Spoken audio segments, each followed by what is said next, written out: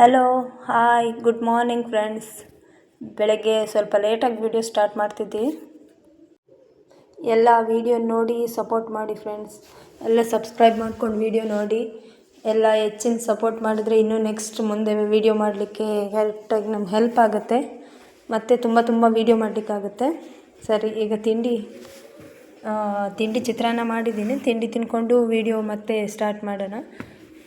ತಿಂಡಿ ಇವತ್ತು ಸಂಡೇ ಆಗಿರೋದ್ರಿಂದ ಸಿಂಪಲಾಗಿ ಚಿತ್ರಾನ್ನ ಮಾಡ್ಕೊಂಡಿದ್ದೀನಿ.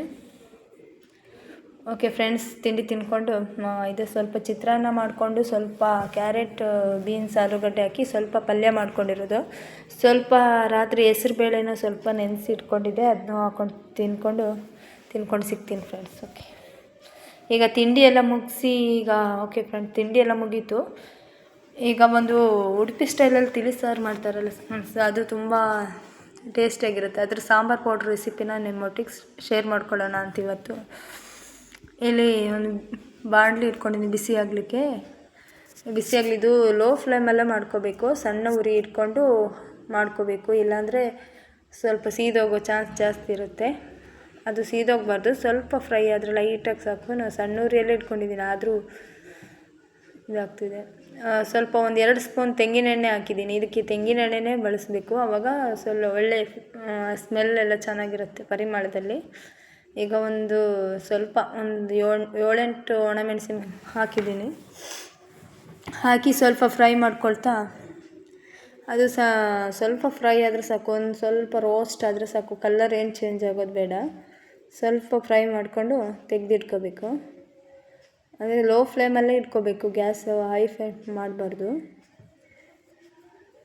ಲೋ ಫ್ಲೇಮಲ್ಲಿ ಇಟ್ಕೊಂಡು ಫ್ರೈ ಮಾಡಿಕೊಂಡು, ನಾನೀಗ ಸ್ವಲ್ಪ ಮಾಡ್ಕೊತಿದ್ದೀನಿ. ನಾನು ಆಲ್ರೆಡಿ ಮಾಡಿಟ್ಟಿದ್ದೀನಿ, ಅದಕ್ಕೆ ವೀಡಿಯೋ ಮಾಡಲಿಕ್ಕೋಸ್ಕರ ಸ್ವಲ್ಪ ಮಾಡ್ಕೊತಿರೋದಷ್ಟೇ. ಅದಕ್ಕೆ ನಿಮ್ಗೆ ತೋರಿಸ್ಬೇಕಂತ ವೀಡಿಯೋದಲ್ಲಿ ಸ್ವಲ್ಪ ಮಾಡ್ತಿದ್ದೀನಿ ಅಷ್ಟೇ. ಅದಕ್ಕೆ ಮೆಣಸೆಲ್ಲ ಕಡಿಮೆ ಹಾಕ್ಕೊಂಡಿದ್ದೀನಿ. ಜಾಸ್ತಿ ಮಾಡಬೇಕಾದ್ರೆ ಜಾಸ್ತಿ ಮಾಡ್ಬೋದು ಎಲ್ಲ ಹಾಕ್ಕೊಂಡು. ಈಗ ಸ್ವಲ್ಪ ಇದೇ ಎಣ್ಣೆಗೆ ಬಿಸಿ ಆಗಿದೆಯಲ್ಲ, ಎಣ್ಣೆ ಇದೆ, ಅದರಲ್ಲೇ 1-2 ಸ್ಪೂನ್ ಧನಿಯಾ ಹಾಕ್ಕೊಂಡು, 2-3 ಸ್ಪೂನಷ್ಟು ಧನಿಯಾ ಹಾಕ್ಕೊಂಡು ಅದನ್ನು ಸ್ವಲ್ಪ ಫ್ರೈ ಮಾಡೋದು, ಲೈಟಾಗಿ ಫ್ರೈ ಮಾಡಿಕೊಂಡು ಅದ್ರ ಜೊತೆಗೇ 1 ಸ್ಪೂನ್ ಮೆಂತ್ಯ, ಒಂದು ಅರ್ಧ ಸ್ಪೂನ್ ಸಾಕು. ಆಮೇಲೆ ಜೀರಿಗೆ 1-1.5 ಸ್ಪೂನ್ ಜೀರಿಗೆನೇ ಜಾಸ್ತಿ ಹಾಕ್ಕೋಬೇಕು, ಪರಿಮಳ ಜಾಸ್ತಿ ಇರಲಿ ಅಂತ. ಸ್ವಲ್ಪ ಚೆನ್ನಾಗಿ ಅದು ಲೈಟಾಗಿ ಫ್ರೈ ಮಾಡಿಕೊಂಡು, ಲೋ ಫ್ಲೇಮಲ್ಲೇ ಇರಬೇಕು ಗ್ಯಾಸು. ಲೋ ಫ್ಲೇಮ್ ಇಟ್ಕೊಂಡು ಸ್ವಲ್ಪ ಫ್ರೈ ಮಾಡಿದರೆ, ಅದನ್ನು ಸ್ವಲ್ಪ ಹಾಕಿರೋದ್ರಿಂದ ಬೇಗ ಫ್ರೈ ಆಗುತ್ತೆ. ತುಂಬ ಇದ್ದರೆ ತುಂಬ ಲೇಟ್ ಆಗುತ್ತೆ. ಸ್ವಲ್ಪ ಹಾಕ್ಕೊಂಡಿದ್ದೀನಿ ನಾನು, ಅದಕ್ಕೆ ಬೇಗ ಫ್ರೈ ಆಗುತ್ತೆ. ಇದನ್ನೀಗ ತಗೊಂಡೆ.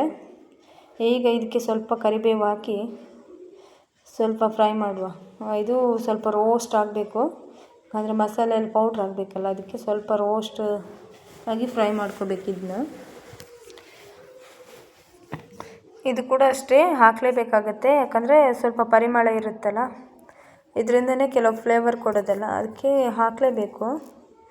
ಇದು ನೋಡಿರ್ಬೋದು ನೀವು ಇಲ್ಲಿ ಉಡುಪಿ ಸ್ಟೈಲಲ್ಲಿ ತಿಳಿಸಾರು ಅಂತ ತುಂಬ ಪರಿಮಳವಾಗಿರುತ್ತೆ. ಊಟ ಆದ ತಕ್ಷಣವೂ ಅದು ಪರಿಮಳ ಹಾಗೇ ಇರುತ್ತೆ.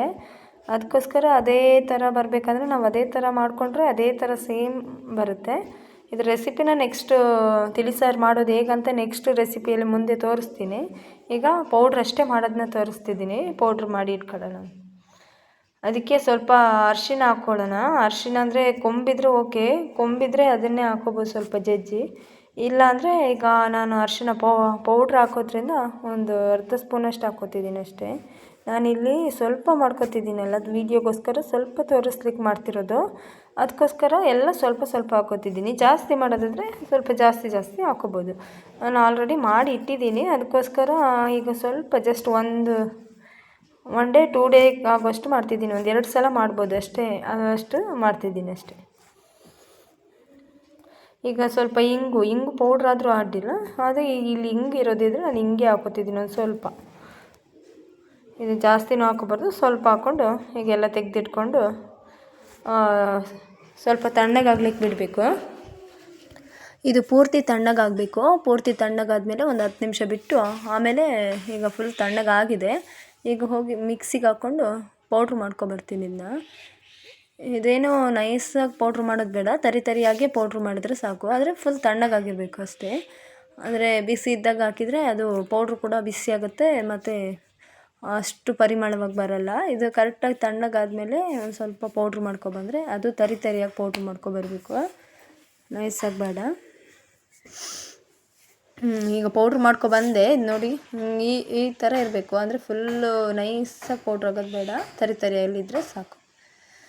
ಈಗ ಮಧ್ಯಾಹ್ನ ಆಯಿತು, ನಂಗೆ ವಿಡಿಯೋ ಕಂಟಿನ್ಯೂ ಮಾಡಲಿಕ್ಕಾಗಿಲ್ಲ. ಅವಾಗ ಮಧ್ಯಾಹ್ನಕ್ಕೆ ಸಾರು, ಚಿಕನ್ ತಂದಿದ್ರು, ಸಾರು ಮಾಡೋಣ ಅಂತ ಮಾಡ್ತಾಯಿರೋದು. ಚಿಕನ್ ಅಂದರೆ ಚಿಕನ್ ಸಾರು ಅಷ್ಟೇ. ಒಂದು ಈಗ ಎಣ್ಣೆ ಹಾಕೋತೀನಿ, ಒಂದು 2 ಸ್ಪೂನಷ್ಟು ಎಣ್ಣೆ ಹಾಕ್ಕೊಂಡು ಇದೇನಿಲ್ಲ, ಏನು 1 kg ಚಿಕನ್ ತೊಗೊಬಂದಿದ್ದು, ಅದನ್ನು ಅಷ್ಟೇ ಸಿಂಪಲಾಗಿ ಒಂದು ಸಾರು ಮಾಡ್ತಿರೋದು. ಮಧ್ಯಾಹ್ನ ಊಟದಕ್ಕಾಗುತ್ತಂತ ಬೇಗ ಮಾಡುವ ಅಂತ ಅಷ್ಟೇ ಸಿಂಪಲಾಗಿ ಮಾಡ್ತಿದ್ವಿ. ಬೇರೆ ಏನು ಹೆಚ್ಚು ಐಟಮ್ಸ್ ಏನಿಲ್ಲ. ಸ್ವಲ್ಪ ಒಂದು ಈರುಳ್ಳಿ ಹಾಕಿದ್ದೀನಿ, ಈರುಳ್ಳಿ ಹಾಕಿ ಸ್ವಲ್ಪ ಫ್ರೈ ಮಾಡಿಕೊಂಡು ಒಂದು ಟೊಮೆಟೊ ಹಾಕಿ ಅದನ್ನು ಸ್ವಲ್ಪ ಫ್ರೈ ಮಾಡ್ಕೋಬೇಕು. ಈರುಳ್ಳಿ ಎಲ್ಲ ನೋಡಿ ಸ್ವಲ್ಪ ಫ್ರೈ ಆದರೆ ಸಾಕು, ಹೆಚ್ಚಾಕಿಲ್ಲ, ಒಂದು ಈರುಳ್ಳಿ ಅಷ್ಟೇ ಮತ್ತು ಒಂದು ಟೊಮೆಟೊ ಸ್ವಲ್ಪ ಮೀಡಿಯಮಾಗಿ ದಪ್ಪ ಕಟ್ ಮಾಡ್ಕೊಂಡಿದ್ದೀನಿ. ತುಂಬ ಸಣ್ಣಕ್ಕೇನಿಲ್ಲ, ಸ್ವಲ್ಪ ದಪ್ಪ ಕಟ್ ಮಾಡಿ ಹಾಕಿ ಸ್ವಲ್ಪ ಫ್ರೈ ಮಾಡಿ. ಆಮೇಲೆ ಚಿಕನ್, ಇಲ್ಲಿ 1 kg ಚಿಕನ್ ತಂದಿದ್ದು, ಅದನ್ನು ತೊಳೆದು ಇಟ್ಕೊಂಡಿದ್ದೀನಿ. ಅದನ್ನು ಕೂಡ ಇದರಲ್ಲಿ ಹಾಕಿ ಚೆನ್ನಾಗಿ ಹಾಕಿ ಫ್ರೈ ಮಾಡಬೇಕು. ಇದು ಸ್ವಲ್ಪ ಅಷ್ಟೊತ್ತಿಗೆ ಟೊಮೆಟೊ ಈರುಳ್ಳಿ ಸ್ವಲ್ಪ ಬೆಂದ ತಕ್ಷಣ 1 ಸ್ಪೂನ್ ಉಪ್ಪು ಹಾಕಿ, ಅದು ಕಲ್ಲುಪ್ಪು ಹಾಕ್ತಿರೋದಿಲ್ಲ ನಾವು, ಕಲ್ಲುಪ್ಪು ಹಾಕಿದರೆ ಒಳ್ಳೆ ಟೇಸ್ಟ್ ಇರುತ್ತೆ ಸಾಂಬಾರಂತ. ಇಲ್ಲಿ ಕಲ್ಲುಪ್ಪೆಲ್ಲ ಹಾಕಿ ಸ್ವಲ್ಪ ಫ್ರೈ ಮಾಡಿಕೊಂಡು ಈಗ ಚಿಕನ್ ಹಾಕೋ. ಚಿಕನ್, ಟೊಮೆಟೊ ಈರುಳ್ಳಿ ಸ್ವಲ್ಪ ಸಾಫ್ಟ್ ಆದ ತಕ್ಷಣ ಚಿಕನ್ ಹಾಕ್ಕೊಂಡು ಸ್ವಲ್ಪ ಫ್ರೈ ಆಗಬೇಕದು. ಸ್ವಲ್ಪ ಒಂದು 10 ನಿಮಿಷ ಅದು ಫ್ರೈ ಆದರೆ ಸಾಕು ಎಣ್ಣೆಲಿ. ಅಷ್ಟೊತ್ತಿಗೆ ಒಂದು ಸ್ವಲ್ಪ ಮಸಾಲೆ ರುಬ್ಕೊಬರಬೇಕು. ಮಸಾಲೆ ರುಬ್ಕೊಬಂದು ಹಾಕೋದು ಇದಕ್ಕೆ ಸಾರಿಗಷ್ಟೇ, ಮತ್ತೇನಿಲ್ಲ. ಇದೊಂದು 10 ನಿಮಿಷದೊಳಗೆ ಬೇಯುತ್ತೆ. ಸ್ವಲ್ಪ ಚಿಕನ್ ಬೆಂದರೆ ಸಾಕು, ತುಂಬ ಬೇಯಬೇಕಂತೇನಿಲ್ಲ. ಒಂದು 10 ನಿಮಿಷ ಅದರಲ್ಲೇ, ನೀರೇನು ಹಾಕೋದು ಬೇಡ. ಈರುಳ್ಳಿಯಲ್ಲೇ ಉಪ್ಪು ಹಾಕಿದ್ದೀವಲ್ಲ, ಅದರಿಂದ ನೀರು ಬಿಡುತ್ತೆ, ಅದರಿಂದನೇ ಬೇಯುತ್ತೆ. ಸ್ವಲ್ಪ ಅರಿಶಿನ ಪುಡಿ ಹಾಕಿ ಬೇಯಕ್ಕಿಡೋದು. ಅದೊಂದು 10 ನಿಮಿಷ ಬೆಂದರೆ ಸಾಕು. 10 ನಿಮಿಷ ಒಳಗೆ ಬೆಂದುಬಿಡುತ್ತೆ. ಇದು ಸಂಡೇ ಆಗಿರೋದ್ರಿಂದ ಅದಕ್ಕೆ ಸ್ವಲ್ಪ ಚಿಕನ್ ಮಾಡ್ಕೊಳ್ಳೋಣ ಮಧ್ಯಾಹ್ನ ಅಂತ ಮಾಡ್ತಿರೋದು. ಚಿಕನ್ ಸ್ವಲ್ಪ 10 ನಿಮಿಷ ಆಯ್ತು, ಈಗ ಬೆಂದಿದೆ.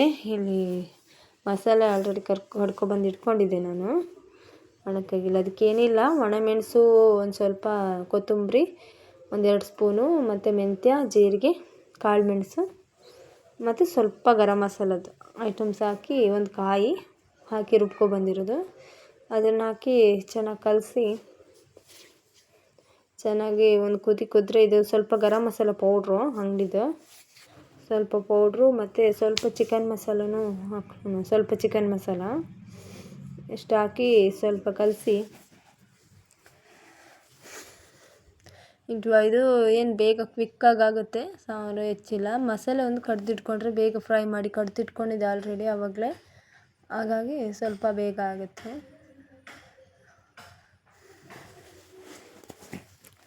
ಆಯಿತು, ಸಾರು ಒಂದು 10 ನಿಮಿಷ ಕುದ್ರೆ ಇದು ಸಾರು ಚೆನ್ನಾಗಿ ಕುದಿ ಬಂದರೆ ಸಾಕು, ರೆಡಿ ಆಗುತ್ತೆ. ಆಯಿತು, ಚಿಕನ್ ಸಾರು ಕುದೀತು. ಓಕೆ, ಆಯಿತು ಫ್ರೆಂಡ್ಸ್, ಇವತ್ತಿನ ವೀಡಿಯೋನ ಇಲ್ಲೇ ಎಂಡ್ ಮಾಡ್ತೀನಿ. ಓಕೆ, ಎಲ್ಲ ನೋಡಿ ಸಪೋರ್ಟ್ ಮಾಡಿ, ಎಲ್ಲ ನೋಡಿ ಸಬ್ಸ್ಕ್ರೈಬ್ ಮಾಡ್ಕೊಂಡು ನೋಡಿ. ವಿಡಿಯೋ ಇನ್ನೂ ನೆಕ್ಸ್ಟ್ ವೀಡಿಯೋ ಮಾಡೋಕ್ಕೆ ಹೆಲ್ಪ್ ಆಗುತ್ತೆ. ಇನ್ನು ನೆಕ್ಸ್ಟ್ ವೀಡಿಯೋದೆಲ್ಲ ಸಿಗೋಣ ಫ್ರೆಂಡ್ಸ್. ಬಾಯ್.